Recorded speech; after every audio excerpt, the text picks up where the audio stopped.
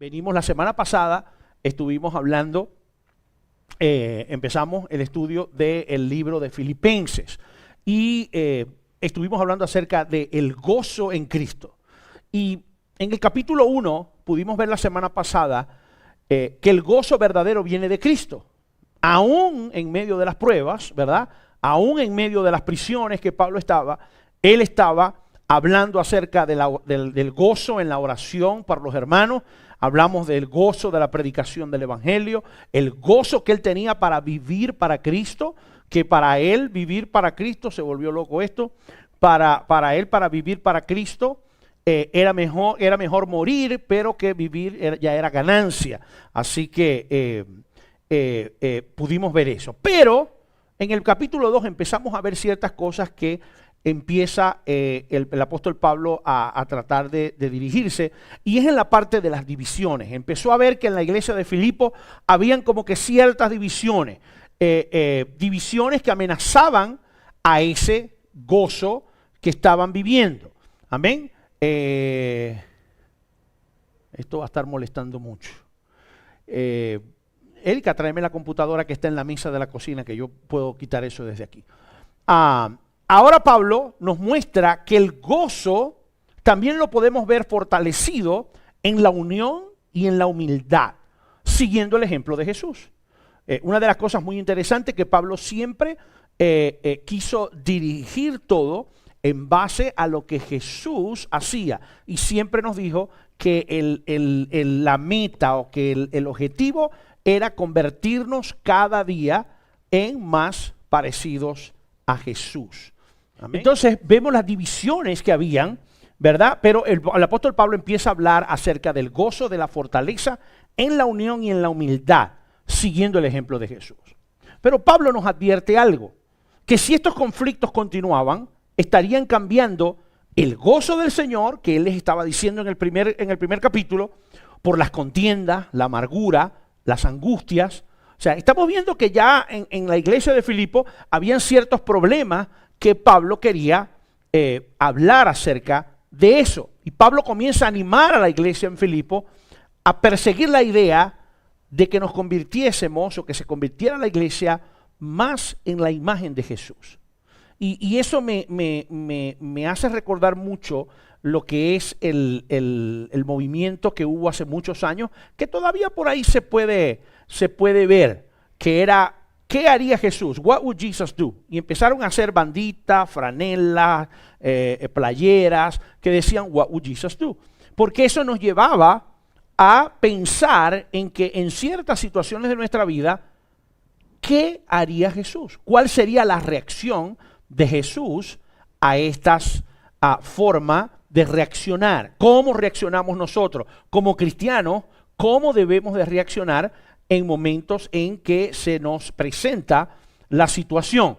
Y entonces vemos que el Señor empieza a hablar por medio de Pablo y le dice, y vamos a leer en el capítulo 2, vamos a empezar en el versículo 1 y hasta el versículo 4, dice, por tanto, si hay alguna consolación en Cristo, si algún refrigerio de amor, si alguna comunión de espíritu y algún afecto entrañable y misericordias, completad mi gozo, que sintáis lo mismo, teniendo el mismo amor, unánimes, sintiendo una misma cosa.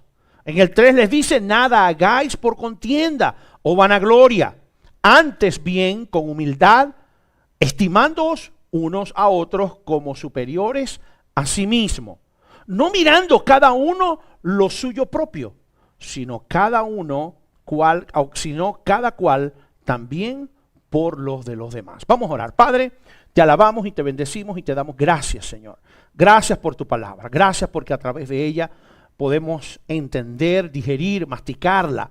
Señor, todo lo que tú quieres que nosotros hagamos en esta vida. Señor, ayúdanos a ser la luz en este mundo que tanto te necesita.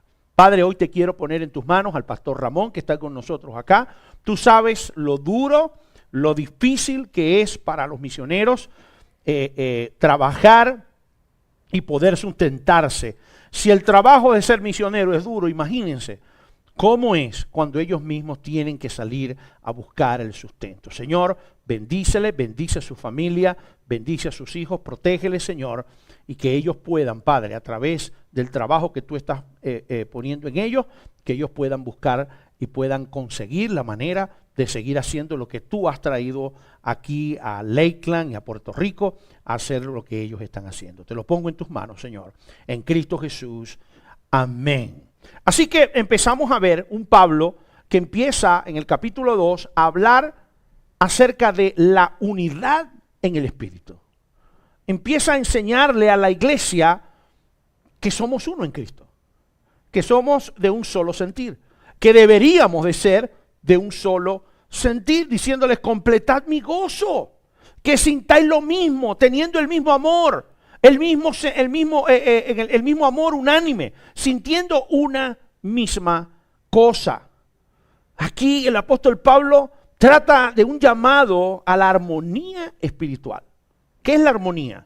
Cuando algo encaja con otra, cuando algo se mezcla bien con otra cosa.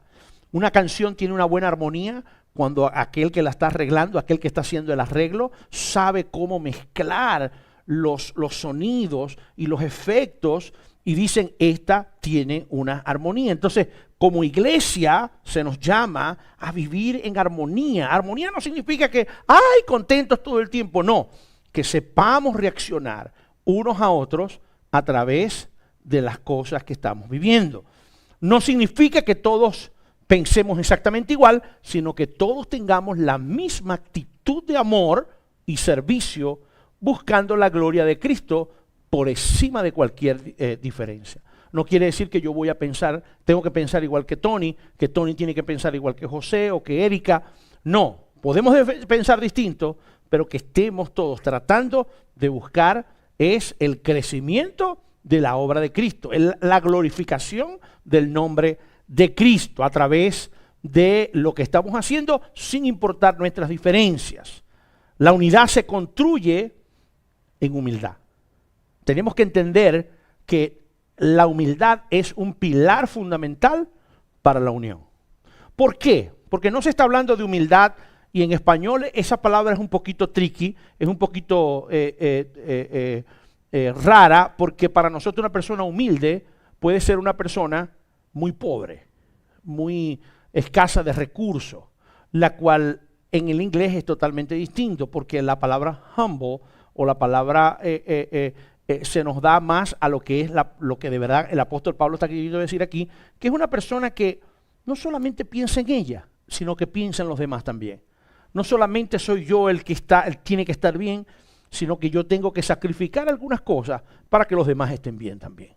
Hay cosas en mi casa que yo tengo que sacrificar, que si fuera que fuera mi casa y se hiciera lo que yo quisiera, mi esposa y mis hijas tuvieran que sacrificar ciertas cosas. Entonces, vivir en armonía significa que cada uno podamos dar nuestro brazo a torcer, dar sacar de nuestro confort, ser humildes en ese sentido, para que todos podamos tener una unidad. Entonces, la humildad no es pensar menos de uno mismo, sino pensar más en los demás. Pensar en que, ok, no solamente yo tengo que estar bien, sino que los demás tienen que estar bien. Y para que los demás estén bien, quizás yo no tenga que estar muy bien, pero que si los demás están bien igual que yo, todos estamos tranquilos. Así que más pensar en el bienestar de los demás que pensar en el bienestar mío. Cuando empezamos a poner nuestro bienestar por encima de cualquier cosa, ahí es donde la humildad se aleja y se acaba. Nosotros tenemos que ser humildes en pensar en los demás. Cristo mismo es el mayor ejemplo de esto. ¿Ustedes creen que Cristo tenía por qué dejar su trono? ¿Tenía por qué venir acá a hacerse hombre, a sufrir lo que tuvo que sufrir para que nosotros fuéramos libres de pecado? No lo tenía por qué hacer, pero Él se dio a sí mismo. Pablo aclara muy bien eso.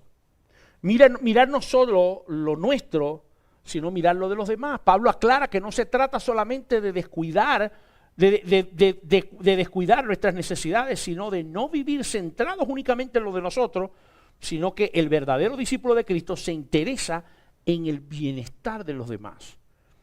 Y una de las cosas que nosotros como cristianos, cuando aprendemos, cuando lo vivimos, cuando podemos entenderlo y aplicarlo, usted se va a dar cuenta de cómo eso tiene un resultado tremendo. Es cuando usted empieza a vivir para el bienestar de los demás, sabiendo que Dios va a cuidar de tu bienestar. Parte del trabajo misionero es ese. ¿Cuántas veces no vemos misioneros como Ramón, que tienen que dejar un confort de su hogar, dejar a la familia, porque la familia no es solamente la esposa y los hijos, es una mamá, es un papá, es unos hermanos, y ellos han sacrificado, como ustedes, quizás como muchos inmigrantes lo hemos hecho, ¿no? Y quizás nos podamos relacionar con eso, pero ellos han hecho eso por un propósito de Dios, ¿verdad? Pero pensando en qué, en el bienestar de los demás, siempre confiando en que Dios va a proveer para cada uno de ellos. Entonces, nosotros como cristianos debemos de ser igual. El verdadero discípulo de Cristo se interesa por el bienestar de los demás, busca cómo edificar, servir, bendecir a otro, porque sabe que Dios se va a encargar de edificarme a mí, de servirme y de bendecirme a mí. O sea, mi confianza está en ¿quién? ¿Quién es mi socorro? Dios. Entonces, ya yo por lo mío no me preocupo, porque yo sé que lo mío está cubierto. Ahora yo voy a tratar de yo poder bendecir, servir, poder edificar a otro, para que esa persona aprenda a confiar en Dios y él pueda hacer lo mismo. ¿Qué es lo que son los misioneros? Plantadores. Somos plantadores. Todo cristiano debe tener un ADN de plantación de iglesia. No porque tenga que ser pastor, sino porque tiene que evangelizar. Nuestro trabajo es, como discípulos de Cristo, buscar que el reino se haga más grande cada día a través de las personas que vienen a Cristo. Y el ejemplo siempre supremo es Cristo, siempre. Fíjense lo que dice el versículo 5, más adelante dice: haya pues en vosotros la misma mente que hubo también en ¿quién? En Cristo Jesús, el cual siendo en forma de Dios, no tuvo usurpación de ser igual a Dios, sino que se despojó a sí mismo, tomando forma de siervo, hecho semejante a los hombres, y hallado en la condición de hombre, se humilló a sí mismo, haciéndose obediente a la muerte, y muerte de cruz. Por lo cual Dios también le exaltó hasta lo sumo, y le dio un nombre que es sobre todo nombre, para que en el nombre de Jesús se doble toda rodilla de los que están en el cielo, y en la tierra, y debajo de la tierra, y toda lengua confiese que Jesucristo es el Señor, para la gloria de ¿quién? Del Dios Padre. Entonces, empezamos a ver, antes de hablar de humildad, Cristo nos llama a imitarlo a Él. ¿Saben por qué? Porque Él es el modelo perfecto. El modelo de humildad es Él. Cristo se despojó de su gloria. Cristo se salió de esa gloria donde Él estaba, de ese trono de donde Él estaba. Jesús, siendo Dios eterno, no se aferró a los privilegios divinos que Él tenía. ¿Cuántas bendiciones Dios no me ha dado a mí? Pero me voy a quedar yo aferrado a las bendiciones que Dios me ha dado a mí, sin bendecir a otro, sin dar yo de mi parte, sin poner yo de mi tiempo, de mi finanza, de todo lo que Dios me ha dado a mí para ayudar a otro. Dios dejó de ser Dios. Entonces, ¿quién soy yo para creer que yo no tengo que dejar de ser yo para poder bendecir a otro? Renunció a su gloria celestial para tomar una forma humana. Él se desprendió de sus privilegios para ir a una parte donde Él iba a estar no confort, iba a estar incómodo, no iba a tener las comodidades que en su gloria tenía. Esto muestra que la verdadera grandeza no está en aferrarse en los derechos, sino en renunciar a ellos por amor. ¿Cuántas veces no hemos renunciado, aquellos que nos hemos casado, a una libertad? Hemos renunciado a una libertad por amor a nuestra pareja. Hay cosas que yo podía hacer cuando estaba soltero que ahora no debo de hacer porque tengo a mi esposa, por respeto a mi esposa, por compromiso a mi esposa, no porque aquellas sean malas, sino porque tengo un compromiso con mi esposa. Quizás yo cuando era soltero salía con mis amigos y podía llegar a la hora que me diera la gana. Y ahora no es que no lo pueda hacer porque ella no me deje, sino que no lo debo hacer por respeto, porque tengo un compromiso, porque creo que ella debe estar acompañada de mi persona en las noches. Yo soy el protector, el proveedor. Entonces eso me daba un compromiso. Y de igual manera ella podía hacer cosas cuando estaba soltera sin tener que decirle a nadie, pero ella esa libertad la dejó por amor a mí, y ahora ella se dedica a ciertas cosas en mi vida que quizás ella no tenía por qué ser cuando estaba soltera. Entonces, de la misma manera, por amor, nosotros debemos de hacer las cosas que nosotros podamos hacer por otros, para servir, para edificar, para bendecir, porque amamos a Cristo, debemos de hacer esas cosas. Ahora, pero Él no solamente se despojó de una gloria, sino que se humilló a ser siervo. O sea, no solamente llegó aquí a ser hombre, 100% Dios, vino acá a ser 100% hombre, sino que se humilló haciéndose siervo. Cristo se hizo hombre. En el versículo 7, fíjense lo que dice. Sino que se despojó a sí mismo tomando forma de siervo, hecho semejante a los hombres. Entonces Cristo se hizo hombre, pero no vino como rey terrenal con poder, que era lo que los judíos pensaban que él iba a venir. Ellos esperaban un Mesías que era un guerrero, que los iba a librar del yugo. Pero Él vino como siervo, no como rey con poder, sino como siervo. La culminación de esa humildad fue la obediencia que Él tuvo de ir hasta la cruz. ¿Ustedes creen que Jesús quería ir a la cruz?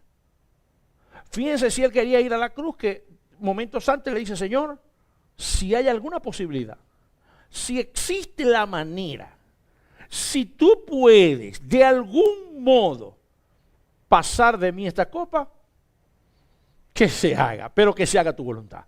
Él estaba dispuesto a ser obediente, a ir a la muerte de cruz. Y cuando la palabra de Dios nos dice para muerte de cruz y para muerte y muerte de cruz, era porque la muerte de cruz era una muerte de muy mala fama. Era algo que lo ponía de la peor manera.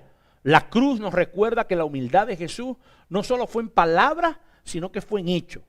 Vivió sirviendo, sanando, enseñando, amando, y finalmente entregó su vida por nosotros. La muerte de cruz era la muerte más humillante que se podía haber tenido en ese momento. Pero entonces no queda allí. En el versículo 9 al 11 empezamos a ver que Dios lo exaltó. Por lo que hizo, Él lo exaltó. Hermano, Dios está dispuesto a exaltarnos a nosotros, a ponernos en grande, por ser fiel y por ser siervo. Por ser humilde, Dios está dispuesto a levantarnos. Después de la humillación viene la exaltación. Dice, por lo cual también lo exaltó hasta lo sumo. O sea, no pudo exaltarlo más. Lo exaltó hasta lo más arriba que pudo. El Padre lo levantó de entre los muertos, le dio el nombre que era sobre todo nombre, lo puso en un lugar donde no había otro nombre dado a los hombres que el nombre de Jesús. Y decretó que toda rodilla en algún momento se iba a doblar delante de ella. Y no solamente las rodillas que estaban vivas, dice que las rodillas que estaban en el cielo y las que estaban debajo de la tierra se van a tener que arrodillar delante de Él. Y luego le da la potestad más grande que puede haber tenido. Toda lengua le va a confesar que Él es Jesucristo el Señor. ¡Wow! ¡Qué tremendo! Saber que Dios pudo haberlo exaltado de una manera en que lo puso en lo más alto. Y Pablo me dice que yo tengo que imitarlo a Él. Ahora, ¿por qué me voy a sentir que estoy sacrificando cuando el final es una exaltación? En lo poco me diste, en lo mucho te pondré. Cuando nosotros le somos fieles al Señor, Él nos pone en lo alto. Este es el final glorioso de la historia. El humilde siervo es el Señor soberano. Todo en el cielo, en la tierra, debajo de la tierra, van a reconocer su señorío.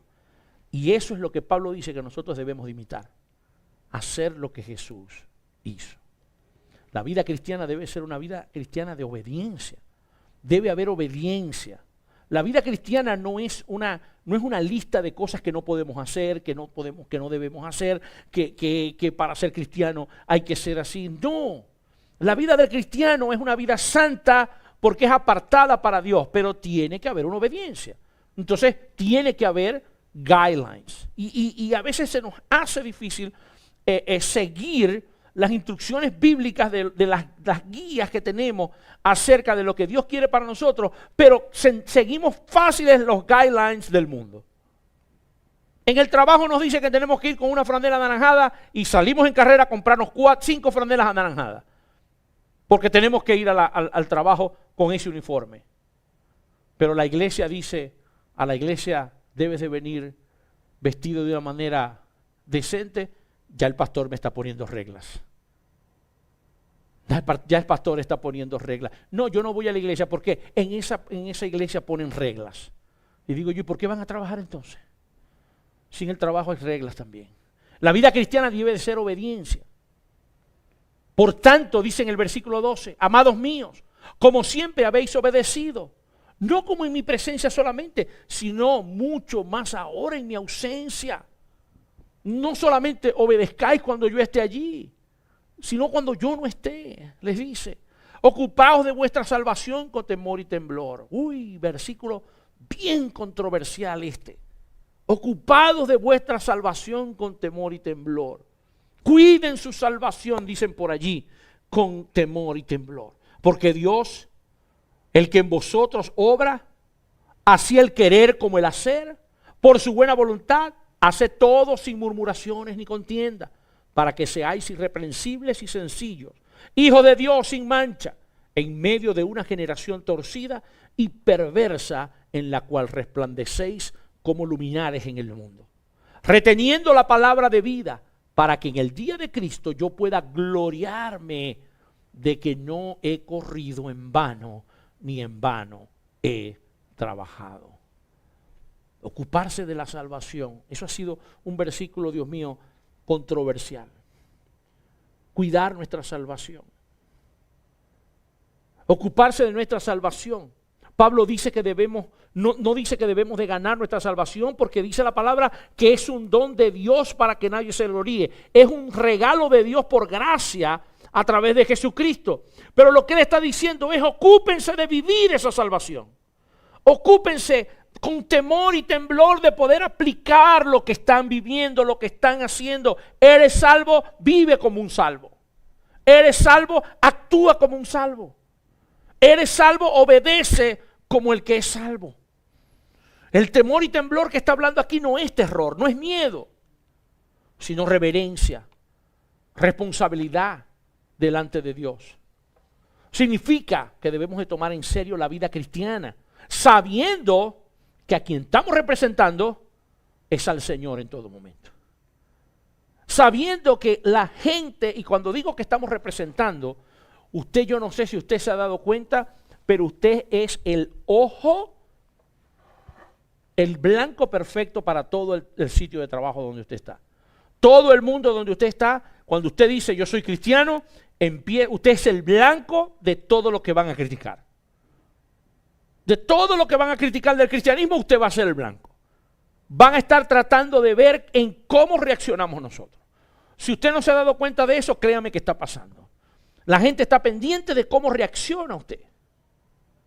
Como los niños que están pendientes de cómo reaccionan los papás y aprenden a reaccionar igual que los papás. Así la gente está mirando. Y ¿saben una cosa? No solamente lo están haciendo para mal. El que ellos nos estén mirando a nosotros y captando todas las reacciones que nosotros tenemos, no es una mala cosa. Puede ser buena también. Si usted es una persona que está cuidando su salvación, de una manera que usted está viviendo su salvación, que usted está aplicando su salvación, que usted está obedeciendo en medio de su salvación, las reacciones que usted va a tener va a ayudar a esa persona a que conozca a Cristo.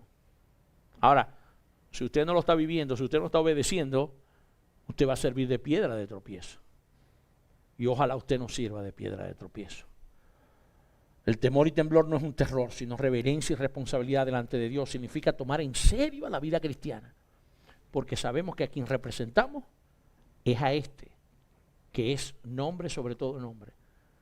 Estamos representando a aquel que toda rodilla va a ser doblada y que toda lengua confesará que Él es Jesucristo el Señor. A ese es que usted está representando. Entonces, ¿cómo lo vamos a hacer? Ahora, pastor, pero no es fácil. Claro que no es fácil. Pero no somos nosotros los que tenemos que hacerlo. El Señor va a trabajar en nosotros. El Señor es el que va a hacer las cosas. Dice, Dios es quien produce el querer como el hacer. Aquí vemos un equilibrio de lo anterior. Aunque nos esforzamos, las fuerzas no vienen de nosotros. Aunque vamos a tratar de hacerlo, pero yo quiero darle una buena noticia a usted. Quien va a hacer el trabajo y la obra en usted es Cristo Jesús. Dios mismo hace la obra en nosotros. Su Espíritu, dándonos tanto la disposición, que es el querer, como la capacidad de hacer lo que es el hacer. Él nos da la disposición y Él nos va a dar la capacidad. Nos da la disposición cuando te pone en tu corazón a hacer algo. El pastor Ramón recibió del Señor un llamado. Él dijo, Dios me está mandando a Puerto Rico a hacer un trabajo de la obra. Dios puso esa disposición. Dios le puso el querer. Pero ¿saben una cosa? Dios también va a poner la capacidad de hacerlo. Dios va a poner el hacer. Dios va a poder poner en su voluntad el hacer. Ahora, pero ¿cómo evitar estos dos extremos? Hay dos extremos muy peligrosos, el orgullo y la pasividad. Pensando que todo depende de mí y no de Dios, nos sentimos orgullosos, empezamos a tener orgullo. Pero luego tenemos la pasividad también. A veces agarramos el llamado de Dios, pero nos quedamos sentados en el sillón viendo televisión. Queremos un trabajo, pero no queremos ir a buscar trabajo. O nos llaman a una entrevista y decimos, no, yo no puedo ir porque yo no voy a salir de mi casa. O sea, tenemos la disposición, pero no queremos el hacer. El orgullo y la pasividad. Pensando que todo depende de mí, me vuelvo un orgulloso, queriendo creer que lo que tengo que hacer tiene que depender de mí. Y ahí es donde nosotros caemos en error. Y no vivimos la fe que predicamos. No predicamos la fe que estamos viviendo. Porque no la estamos viviendo, no la estamos experimentando. Porque creemos que si no soy yo, no lo puedo hacer. Y a veces nos ataca la pasividad, que es la vagancia, es el no querer, esperando que Dios lo haga todo. O sea, en un lado tenemos aquel que cree que él tiene que hacerlo todo y que Dios no tiene nada que ver. Pero del otro lado tenemos aquel que es flojo, que es vago y dice, no, que el Señor haga lo que... Si Dios quiere que yo predique en Puerto Rico, que traiga a Puerto Rico para acá. Y el Señor está diciendo, ya va. Pero hay cierta parte que tú tienes que hacer. Esperando que Dios haga todo, la vida cristiana es de cooperación. Yo me ocupo, pero Dios produce en mí la transformación. Yo hago lo posible y Dios va a hacer lo imposible. Hay cosas en mi vida que Dios ha hecho que son imposibles para el ser humano. Imposible. Sin pensarlo. Dios ha hecho cosas maravillosas en nuestro ministerio que nosotros nos hemos quedado asombrados. Y estamos aquí, y estamos levantados, y estamos haciendo lo que estamos haciendo porque sabemos que Dios ha hecho milagros a través de lo que estamos haciendo. ¿Que somos poquitos? Somos poquitos. ¿Cómo podemos estar aquí? Por la obra y la gracia de nuestro Señor. ¿Cómo no voy yo a aprovechar de ser transformado a través de esa fe y de eso que Dios nos ha mostrado? Ahora, no podemos agarrar y quedarnos con esa experiencia. Debemos de brillar como luminares en el mundo oscuro que estamos viviendo. Y fíjense que en el 14 y 15 Él lo dice, fíjense como dice en el 14 y 15, dice, haced todo sin murmuraciones ni contienda, para que seáis irreprensibles y sencillos, hijos de Dios, sin manchas, en medio de una generación torcida. Hermano, este era Pablo, y ya Pablo estaba llamando a la generación torcida. Créanme que Pablo no tenía un huequito para ver lo que estaba pasando en este momento. Ya en esa época, ya él veía una generación torcida. Ya en esa época ya él veía una generación que estaba siendo torcida, perversa. Pero él dice, en la cual ustedes van a resplandecer como luminares en el mundo. Donde nosotros somos llamados a ser la luz. El mismo Jesús nos dijo, ustedes son la luz del mundo. Ustedes son los que le van a dar la claridad al mundo. ¿Cómo podemos nosotros vivir en oscuridad cuando nosotros somos ¿qué hace una linterna? Miren, allá hay una linterna que está apagada. Si ahorita se va la luz, ¿qué hacemos con esa linterna? ¿Qué hace usted si usted, por ejemplo, usted va al supermercado y compra velas para cuando usted se le vaya la luz, usted tener luz? Pero ¿qué pasa si usted no compra fósforo? ¿De qué le van a servir las velas? De nada, porque usted no tiene cómo prenderla. Entonces, si vivimos en oscuridad, ¿cómo podemos pedir que Dios nos use para hacer luz al mundo? Si nosotros mismos no estamos viviendo en la luz. Es importante la obediencia, es importante la vida cristiana para poder ser luminares en el mundo que tanto lo necesita. Pablo nos llama a vivir tratando de vivir sin contiendas. Seamos irreprensibles, sencillos en medio de esta generación torcida. Ya Pablo sabía que íbamos a estar en un sitio donde íbamos a estar difíciles porque iba a ser una generación torcida. Así como las estrellas resaltan en la noche, la vida del cristiano debe de resaltar en medio de este mundo que está lleno de pecado, egoísmo, confusión. Confusión, hermano, confusión. Es una cosa increíble lo que la gente está confundida en este tiempo. La gente no sabe qué pensar. Durante esta semana, yo todas las mañanas me paro y veo el noticiero de Despierta América. Y Despierta América siempre han sido así. Con Fernando Arao estaba un poquito medio arreglado, pero ellos siempre han sido esoteristas y con Walter Mercado y con cuestiones de esas. Y hay un muchacho ahora joven, un Walter Mercado joven, no sé ni cómo se llama, que empezó a decir que como ayer fue 9, ¿verdad? Que ayer era 999. Y bueno, entonces se la fumó verde, pues 999. Septiembre 9, pero estamos en el 2025. No, porque ahora en el 999 se abre el portal de las estrellas y por ahí empezó a dar una explicación que envuelve a la gente.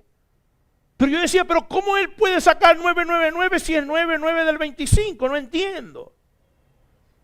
Y empiezo a indagar en Google y me doy cuenta que lo que están haciendo los esoteristas y esas es que ayer era 99 del 2025. 2 más 0, 2 más 2, 4 más 5, 9. ¡Qué estupidez!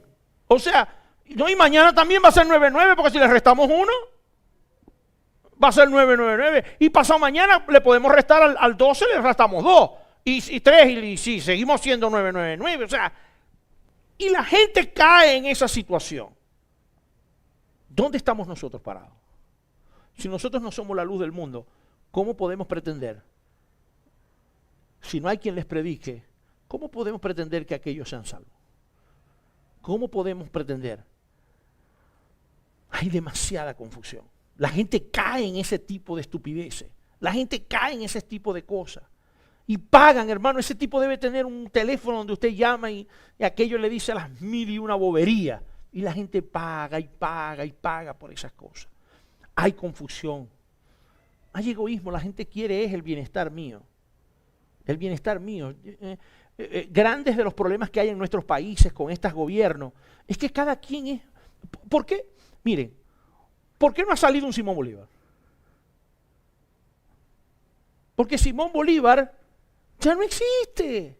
Simón Bolívar salía a caerse a rolo y a espada por algo que ni siquiera a él le iba a quedar. A él le podía quedar tierra, una tierra, 2 tierras, pero él salía a defender tierras, pero era porque él tenía una causa para otros, para bendecir a otros en aquel momento, en aquel quizás libertar. Pero ese tipo de personas ya no existe que piensan los demás. Y ahora la gente piensa, cuando la gente aquí lo ve, no, porque en Venezuela hay que ir. Y yo me acuerdo cuando en los años 90, 92, yo vivía en Miami y la gente criticaba a los cubanos porque en todas las refresquerías cubanas se tumbaba Fidel todas las mañanas. Usted iba a desayunar a una refresquería cubana y ahí habían 2, 3 cubanos que decían, no, porque a Fidel lo que hay que hacer es esto. Eso era algo pan diario de cada día. Tumbaban a Fidel en todas las refresquerías cubanas, en todos los bakeries cubanos que estaban en Miami, tumbaban a Fidel todos los días. Pero ¿por qué no salían ellos a hacer eso en Cuba? No, ya ellos estaban aquí en Miami. Que lo hagan aquellos que están allá. O sea, eso es lo que hay que hacer, pero que lo hagan ellos, yo no. Ah, pero manda un hijo tuyo. No, un hijo mío, no. Y eso está pasando en Venezuela. Ahorita en Venezuela no, porque en Venezuela hay que salir y hacer esto y esto y esto y esto. Bueno, vos tenéis 3 hijos ya mayores, ¿por qué no los mandáis? No, los hijos míos no, porque ellos no están pasando las necesidades. Ya nadie quiere hacer algo por los demás. Nuestra conducta, nuestro testimonio, nuestra manera de hablar son la forma en que Cristo brilla a través de nosotros. El resultado de lo que nosotros reaccionamos tiene que ser reflejando a Cristo en todo momento. Cada vez que nosotros hagamos algo, tenemos que hacerlo pensando en que la gente está mirando y diciendo, si así se comportó Cristo, yo no quiero ser cristiano. ¿Ustedes saben que hay personas que dicen eso? Oh, que fulanito es cristiano. Ah, no, si él es cristiano, yo no quiero ser cristiano. ¿Qué clase de testimonio tiene que tener una persona para que una persona diga eso? ¿O es cristiano? Ah, no. Si eso es ser cristiano, me quedo como estoy. El ejemplo de servicio, entonces nos los da a partir del 19. Nos empieza a nombrar a ciertas personas o a 2 personas que el apóstol Pablo tenía en una posición bien tremenda. Empieza en el 19 diciendo, mas espero en el Señor Jesús enviaros pronto a Timoteo. ¡Pum! Un nuevo personaje que vemos acá. Enviaros pronto a Timoteo, para que yo también esté en buen ánimo al saber vuestro estado. ¡Wow! ¿Qué tanto podía confiar Pablo en Timoteo que le dice, les voy a enviar a Timoteo para ya estar tranquilo, pues? Para yo estar tranquilo conociendo que ustedes están como en buenas manos. Entonces, porque ninguno tengo del mismo ánimo que sinceramente se interese por vosotros. Pablo sabía que Timoteo tenía un corazón que se iba a interesar por ellos, más que por él mismo. Pablo sabía que Timoteo había decidido vivir una vida para el bienestar, para el servicio y para la bendición de los otros, primero que al de él. Él no estaba descuidando su bendición, pero él primero ponía la de los demás, porque él sabía que Dios lo iba a bendecir a él. Porque todos buscan lo suyo propio, no lo que es de Cristo Jesús. Pero él sabía que Timoteo sí buscaba lo de Cristo Jesús. Mas vosotros conocéis su probidad, que como hijo a padre ha servido conmigo en el Evangelio. Así que a este espero enviar enseguida, tan pronto vea cómo van las cosas conmigo. Y confío en el Señor que yo también iré pronto a vosotros. Mas consideré necesario enviaros a Epafrodito. ¡Pum! Otro personaje. Por cierto, con un nombre bien interesante. Epafrodito. Mi hermano y colaborador, y compañero de milicia, y vuestro mensajero, y ministrador de las necesidades. ¿Están viendo lo que siempre hemos dicho? Que como el apóstol Pablo, ¿qué era lo que él hacía al llegar a una ciudad nueva? Abrazaba la necesidad de la comunidad, abrazaba la necesidad de la gente que estaba diciendo. Y fíjense lo que él dice de Epafrodito. Dice que Epafrodito era compañero de milicia de él, vuestro mensajero y ministrador de mis necesidades. Porque él tenía gran deseo de veros a todos vosotros y estaba muy apasadumbrado porque habíais oído que estuvo enfermo. Pues en verdad estuvo enfermo, cercano a la muerte, mas Dios tuvo misericordia de él, y no solo de él, sino también de mí, para que yo no tuviese tristeza sobre tristeza. Así que le envío con mayor diligencia para que al verle otra vez os regocijéis y yo esté con menos tristeza. Fíjense en la tristeza, fíjense en lo que basaba Pablo su tristeza. ¿Dónde estaba Pablo cuando estaba diciendo esto? Estaba en la cárcel, pero su tristeza se basaba en el gozo de la iglesia en Filipo. ¡Wow! ¡Wow! Dice, para que yo esté con menos tristeza. Recibidle pues en el Señor con todo regocijo y tened por estima a los que son como Él. O sea, miren a los que se están comportando como Timoteo y como Epafrodito. Tengan estima por ese tipo de personas. Porque la obra de Cristo estuvo cercano de la muerte, exponiendo su vida para suplir lo que os falte en vuestro servicio hacia mí. Timoteo lo presenta como un fiel siervo sincero. Pablo habla de enviar a Timoteo porque confiaba en el carácter que él tenía. Dice que a ninguno le había visto como él. A ninguno que se interesara más por las cosas de ellos que por las de él. Timoteo no buscaba lo suyo, sino lo que Cristo había mandado hacer y el bienestar de la iglesia. Era un joven que había probado su fidelidad acompañando a Pablo como un hijo y un padre de la obra del Evangelio.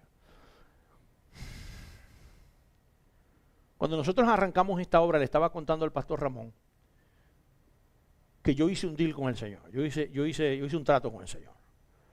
Y yo le dije al Señor, Señor, mientras yo tenga para mantener la obra, yo la voy a mantener. Cuando la obra sea una carga para mi familia, que yo no tenga dinero para mantener la obra, hasta ese día vamos a estar. Yo me voy a encargar de la obra. Tú encárgate de mi familia. Yo quisiera que ustedes pudieran ver por un huequito mi día de trabajo en mi oficina. Yo les puedo asegurar a ustedes que mi corazón está más haciendo cosas de la iglesia en mi oficina que en la misma oficina mía. ¿Y saben una cosa cómo me ha respondido el Señor? Que el Señor me ha dado la oportunidad de que todo en mi oficina esté bien porque yo le estoy dedicando las cosas al Señor. No se los estoy diciendo porque me quiera llenar de orgullo, se los estoy diciendo es por mi experiencia, para que ustedes intenten hacer lo mismo. Todo lo que ustedes hagan, háganlo para el Señor, que el Señor se va a encargar de hacer lo que tiene que hacer para cuidar de ustedes. Yo lo he intentado y a mí me ha resultado. Yo he puesto al Señor, he tratado de poner al Señor de primero y hasta ahorita Dios no me ha fallado. Y digo hasta ahorita no porque me puede fallar mañana, sino porque hasta ahorita es lo que yo he vivido. Pero sé que para el futuro Dios tiene todo preparado para mí. Yo quisiera invitarle a que ustedes pudieran hacer lo mismo. El Epafrodito estaba dispuesto a arriesgar su vida. Y en el versículo 30 nos lo dice. Era un mensajero, colaborador, enviado de la iglesia a Filipos para ayudar a Pablo mientras que estaba en la prisión. Y se enfermó gravemente, casi hasta la muerte, por causa del servicio, pero no se detuvo en hacer lo que tenía que hacer. Pablo le honró públicamente. Y dice, por la obra de Cristo estuvo cercano a su muerte, exponiendo su vida para cumplir lo que os falta en vuestro servicio hacia mí. Hermano, así como Pablo estaba exaltando a Epafrodito, Dios va a exaltar tu vida por el servicio que tú le estás dando al Señor. Eso, yo no tengo la más remota probabilidad de pensar que eso no va a ser así. La iglesia necesita ejemplos vivos de servicio humilde. Timoteo y Epafrodito son ejemplos concretos de lo que Pablo ya nos había enseñado en los versículos anteriores sobre la humildad de Cristo. No basta predicar con humildad. Es necesario vivir lo que estás predicando. La iglesia crece cuando los hermanos ven modelos de fe, entrega, servicio en medio de ellos. ¿Qué vamos a hacer como iglesia? ¿Nos vamos a quedar adorando al Señor aquí adentro los domingos nada más? ¿O vamos a salir a ver qué hace falta en la calle? ¿Qué hace falta en la comunidad? Hermano, y a veces decimos, no, pero es que no sabemos qué hacer. Hermano, el mundo nos está llamando a gritos. El mundo nos está llamando a gritos. Y la oportunidad que nosotros tenemos en Lakewell es increíble. Le estaba contando el pastor Ramón que tuvimos una reunión la semana pasada con la superintendente de las escuelas diciéndonos, pastores, ¿qué podemos hacer? Busque usted una ciudad donde esté dispuesta una ciudad a buscar la ayuda de los pastores. Lo que menos quieren es meterse con los pastores. Y nosotros vivimos en una ciudad, en un pueblo, que nos está buscando a gritos diciéndonos, ¿cómo podemos nosotros engage, mezclarnos con los alumnos? ¿Qué podemos hacer como iglesia? Cuando nos preguntó eso, le dijimos, como iglesia pequeña, no sabemos qué hacer, pero estamos dispuestos a hacer lo que usted nos diga. Y nos dijo, vayan a al colegio más cercano que ustedes tengan y díganles que la superintendente los mandó para que empiecen a trabajar en lo que ustedes puedan y en lo que ustedes quieran con la escuela. ¡Wow! ¿Nos vamos a seguir quedando aquí adentro? ¿Nos vamos a seguir quedando aquí adentro sin hacer nada?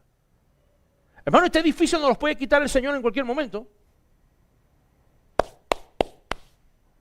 Si nos seguimos quedando aquí, el Señor nos va a quitar el edificio para que salgamos.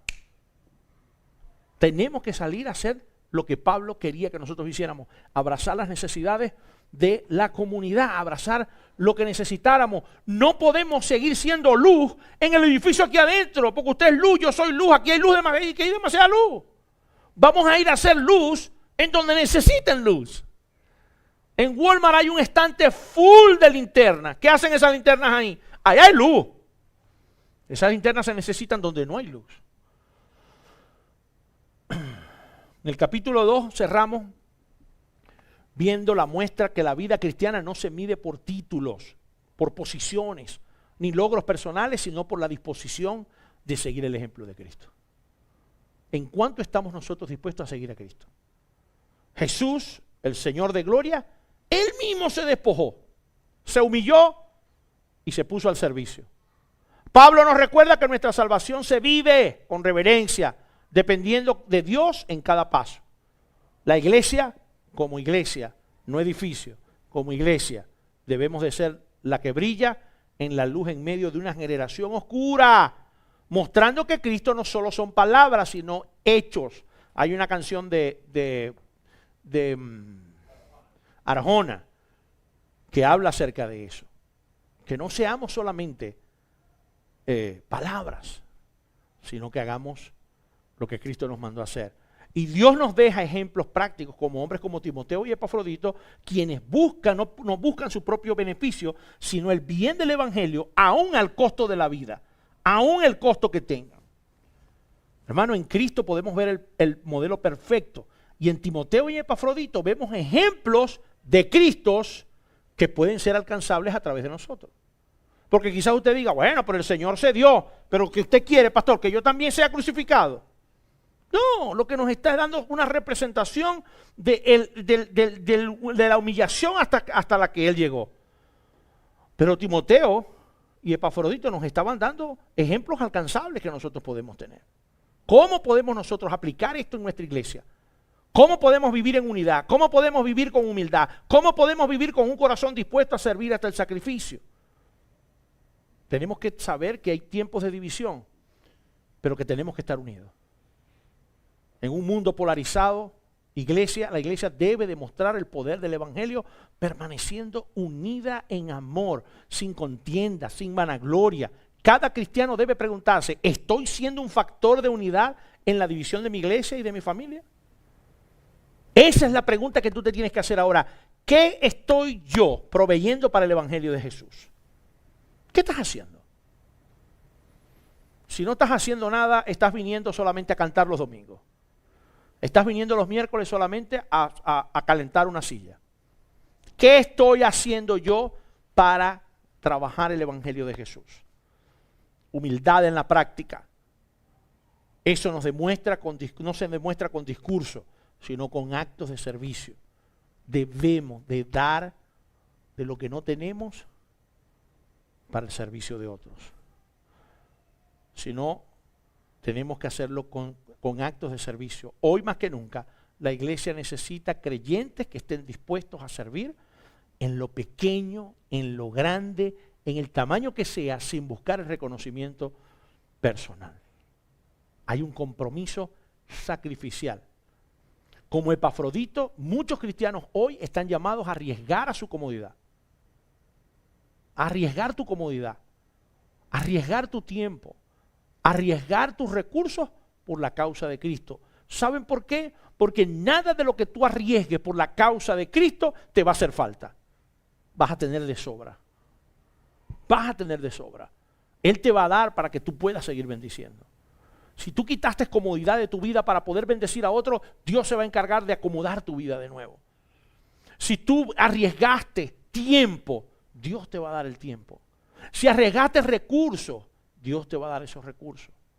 El llamado no siempre es para morir físicamente, pero sí para vivir entregados, priorizando el evangelio por encima de nuestro bienestar personal. En tu vida tiene que estar primero el evangelio y luego el bienestar tuyo. ¿Dónde está? Y quizás lo más tangible que lo veamos es en los diezmos. Cuando la gente propone y dice, en el momento que a mí me llegue mi cheque, lo primero que yo voy a sacar es mi diezmo, voy a sacar mi ofrenda. Y ahí está demostrando priorizar en el evangelio más que en su cotidianidad. Es lo más tangible, es lo más que vemos. Pero ¿dónde está tu tiempo? ¿Qué estás haciendo? ¿En dónde está tu prioridad? El testimonio visible en la sociedad, ser luminares, implica que cada cristiano brille en su contexto, hogar, trabajo, comunidad, que seamos de carácter intachable, que la gente pueda ver en nosotros el amor de Cristo, con palabras que edifiquen, con acción que reflejen el amor de Cristo. Quiero terminar diciéndoles que la iglesia actual necesita volver a este patrón bíblico. No se trata de construir ministerios sobre personalidades.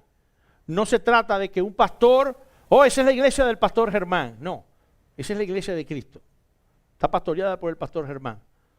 Pero somos una iglesia que trabajamos en comunidad para ir a predicar el evangelio. No se trata de construir ministerios personales, sino sobre vidas que en lo secreto y en lo público reflejen siempre la humildad de Cristo en el servicio desinteresado. Vamos a orar.